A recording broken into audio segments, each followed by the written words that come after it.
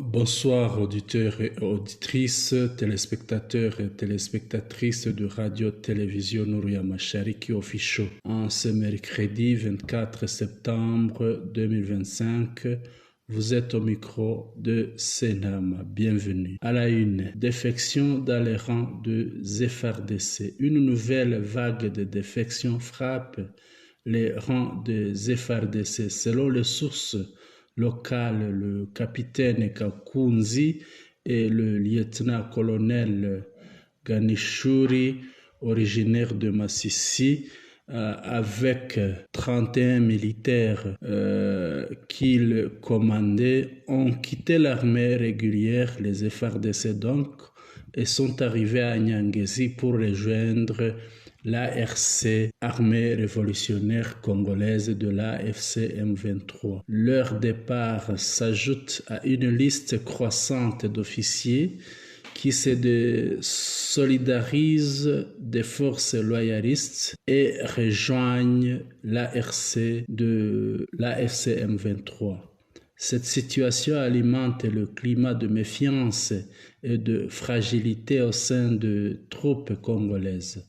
Certains y voient un signe de ras-le-bol face aux conditions de guerre prolongées, tandis que d'autres évoquent les motivations politiques ou sécuritaires. Une peur règne à Uvira en cette soirée du 24 septembre 2025. Des informations en provenance de la ville d'Uvira confirment que la coalition des forces armées de l'État congolais reconnaît une atmosphère de grande inquiétude. La situation est telle que des militaires de ZFARDC ainsi que les Wazalendo ont commencé à mettre leurs femmes et enfants à l'abri en les envoyant dans la ville de Kalemi au Katanga. Écoutez ce témoignage. Une grande surprise pour la population Uvira, net Kobanga, Ezali, Komona, la majorité des épouses militaires,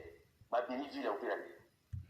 Une grande inquiétude qui surprend les habitants d'Uvira est que on voit une vague de femmes et de militaires de Wazalendo et leurs enfants qui partent vers Kalemi.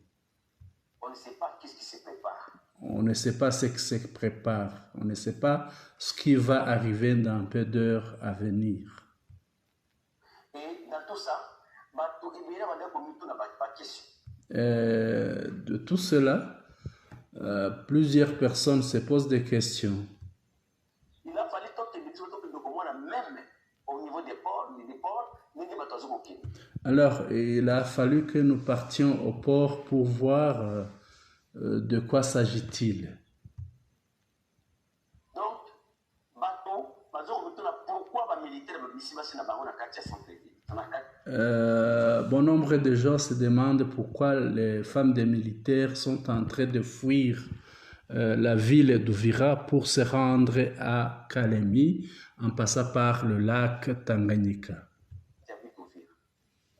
Et puis, manifestation ou bien journée ville morte ils allaient décréter par la société civile et le Wazalendo, ils allaient dire qu'on a mis sur la place Yaman. Puis la manifestation qui avait eu lieu à Uvira a empiré la situation d'Uvira. Parce qu'il va dire qu'on a mis la discrimination. Ça a engendré une discrimination parmi la population d'Uvira. Il y a les Banyamulenge. Il y a les Banyamulenge, donc une communauté Tutsi du sud Kivu. On les appelle ici aussi des Banyarwanda.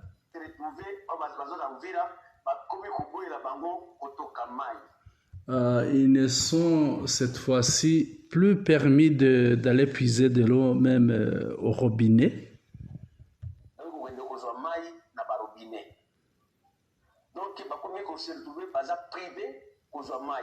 Donc on leur prive de l'eau, ils ne peuvent plus avoir accès à l'eau. Alors, Il y a des messages toujours par-ci, par-là. Il y a Koboya, Olivier Gassita. Il y a eu des messages par-ci, par-là, qui incitaient les gens d'Ouvira, la population d'Ouvira, à refuser l'affectation du général Kassita dans la ville d'Ouvira. Et puis, l'intention d'Olivier Gassita, ce n'était pas une intention tribale.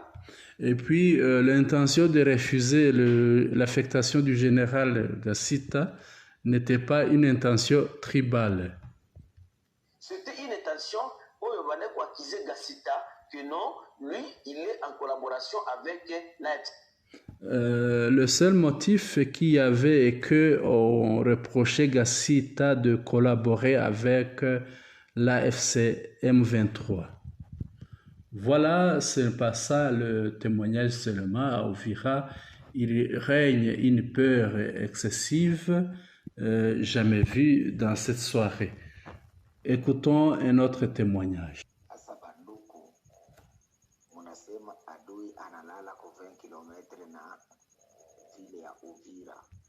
Et puis, mes chers frères, vous dites l'ennemi, la FC M23, a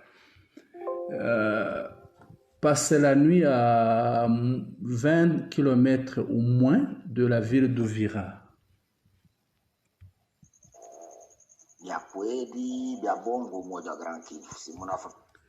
Est-il vrai ou faux ou bien?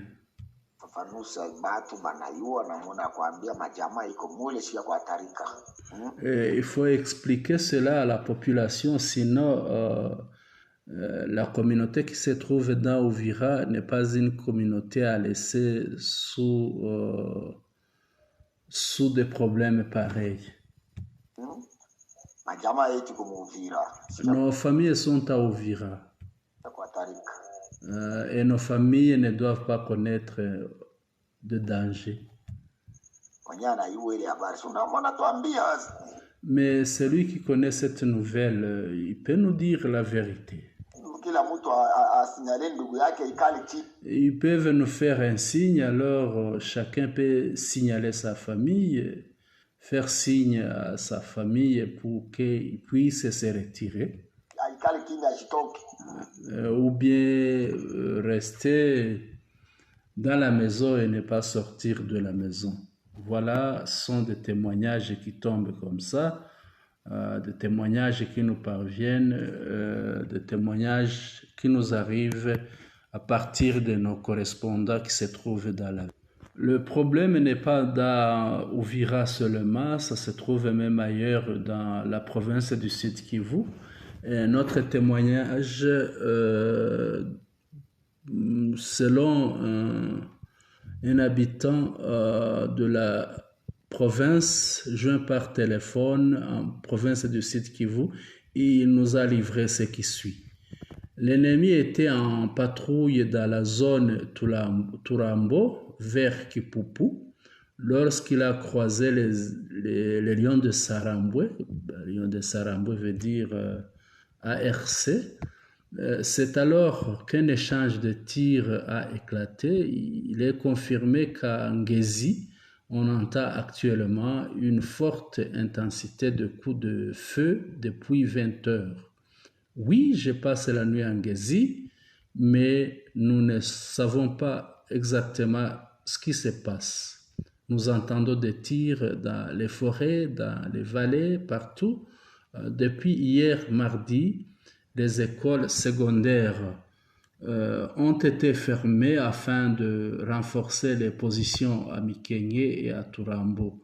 Des combats pourraient éclater à Kipupu, Birarombiri, Ngezi et dans les environs. Voilà ce que nous avions à développer pour vous ce soir, auditeurs et auditrices, téléspectateurs et téléspectatrices de radio-télévision Nouria Mashariki Official.